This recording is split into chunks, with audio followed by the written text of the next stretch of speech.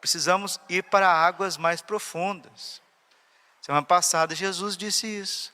Lucas capítulo 5, versículo 5. Faze-te ao largo, vai para as águas mais profundas.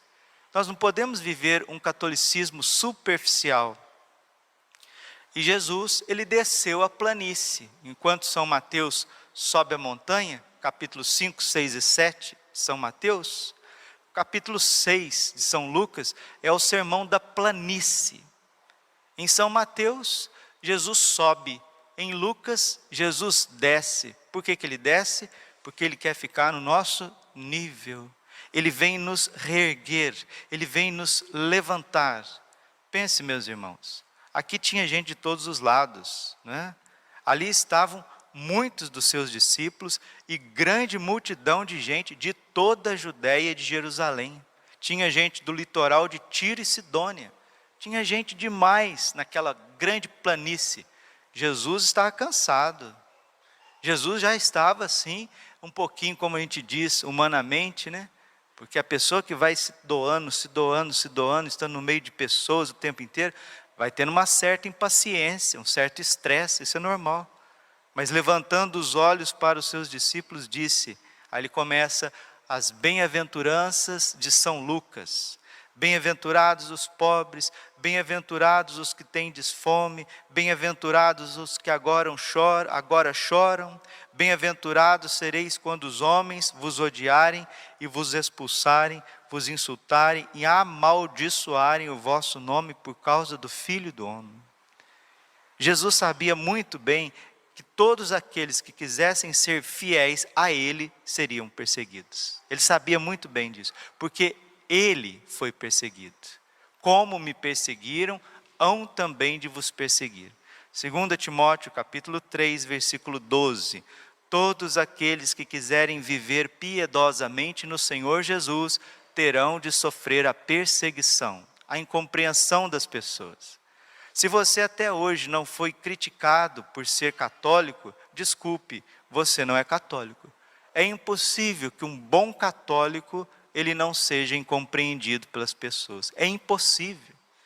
Incompreendido porque você reza demais, incompreendido porque agora você está se vestindo com mais modéstia, incompreendido porque você não entra na roda das conversas, né, dos palavrões, das palavras de baixo calão. Então a pessoa é sempre incompreendida, porque é quieto, sempre está no seu canto, está recolhido. Isso incomoda. A posição do católico, principalmente em relação aos valores humanos, bioéticos. Vejam como que a sociedade não aceita o catolicismo, não aceita nem a lei natural.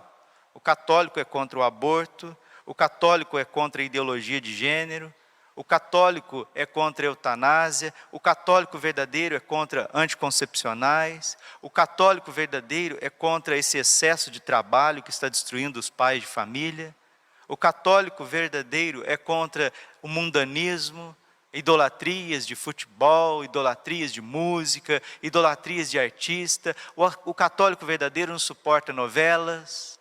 O católico verdadeiro não suporta filmes indecentes. O católico verdadeiro não suporta ficar com conversa fiada. O católico verdadeiro tem sabedoria no comer, no beber. E essas coisas incomodam e eles vão perseguindo. O católico verdadeiro crê que o padre é padre, celibatário, que Deus constituiu o celibato dos sacerdotes. Só que a falsa igreja instalada dentro da igreja, como a falsa religião instalada dentro de Israel, vão perseguir e perseguir até a morte aqueles que forem fiéis. Então nós vivemos num tempo de uma grande confusão e perseguição. Se em todos os tempos da igreja houveram dificuldades, hoje muito mais. Nós estamos vivendo num tempo de tanta confusão doutrinária, de tanta confusão na fé, que as pessoas estão perdendo a noção daquilo que é mais sagrado, daquilo que é mais santo, que é a confissão dos pecados e principalmente o Santíssimo Sacramento do altar. O que tem de mais santo na face da terra, meus irmãos, é a Santíssima Eucaristia, é a Santa Missa. O Padre Pio dizia, se os homens soubessem o valor de uma única Santa Missa, era preciso chamar os exércitos para conter as multidões. Porque o martírio é o homem morrendo por Deus. A Santa Missa é Deus morrendo pelo homem e dando o seu corpo e o seu sangue como alimento. E quais são as disposições para a gente receber o corpo e o sangue de Cristo numa Santa Missa? As disposições é porque nós precisamos estar sempre no estado de graça. Quem comunga em pecado está comungando a sua própria condenação. Por isso o céu, não é o Padre Braulio, o Padre X, o Padre Y, o céu pediu a confissão reparadora e a comunhão reparadora uma vez por mês.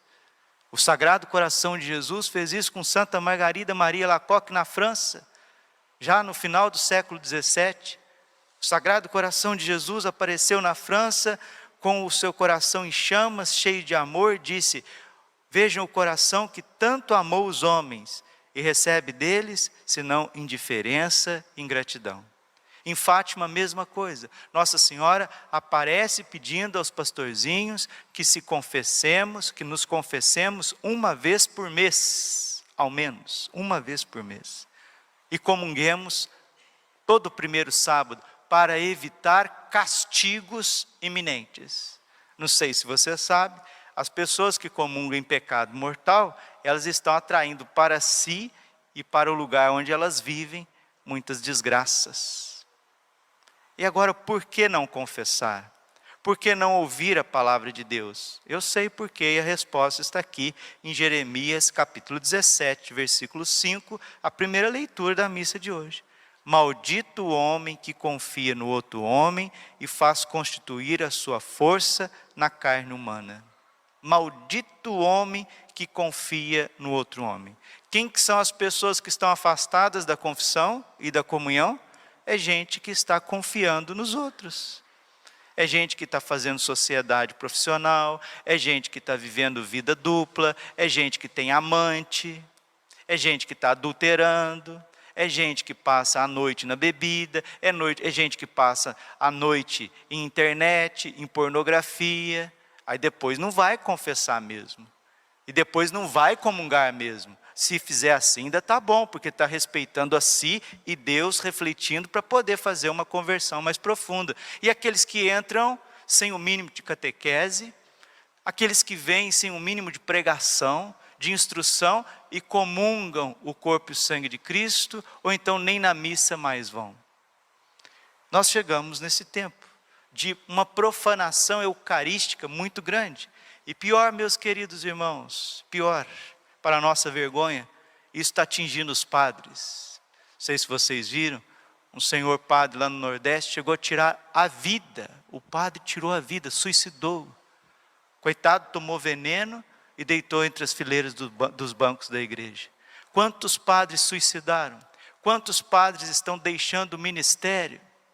Quantos padres estão vivendo vida mundana? Quantos padres envolvidos em crime?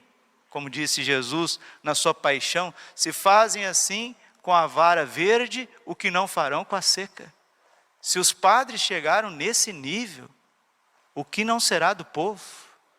Então vamos fortalecer a nossa esperança. Vamos fortalecer a nossa esperança.